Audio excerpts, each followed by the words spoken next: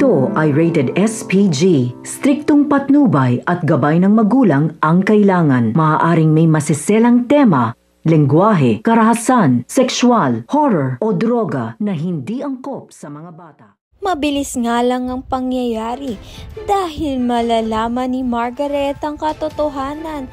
Dahil makikita nga ni Margaret ang picture nga nito ni Carmen na nandito nga kila Nay Guapa. Kaya naman nga't masasabi nga ni Nay Guapa ang katotohanan dito nga kay Margaret na inampun niya nga lang itong si Tata dito nga kay Carmen. Kaya naman nga't magkakaroon ng DNA test dito nga kay Venice at kay Tata. Pero bago nga malaman ang resulta ay ito nga si Venice ay gusto ngang paslangin nga itong si Tata.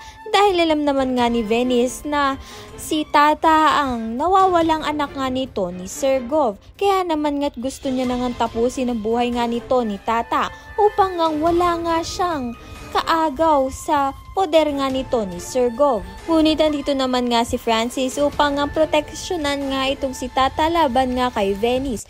Ngunit nga itong si Francis may posibilidad nga na siya ang mapahamak dahil nga itong si Venice ay may hawak-hawakan nga na kutsilyo dahil gusto niya ngang paslangin nga itong si Tata. Delikado nga dahil nag-aagawan nga itong si Francis at si Venice. May posibilidad nga na si Francis nga ang mapuruhan. Sa kabilang banda naman nga may posibilidad nga na triplets ang anak nga nito ni Carmen. Ito ngang si Venice, Tata at ito ngang si Pia. May bago na naman ngang karakter na lalabas at ito ngang si Pia. Sino nga ba siya sa buhay nga nito ni Tata? At kaaway nga ba siya o kakampi?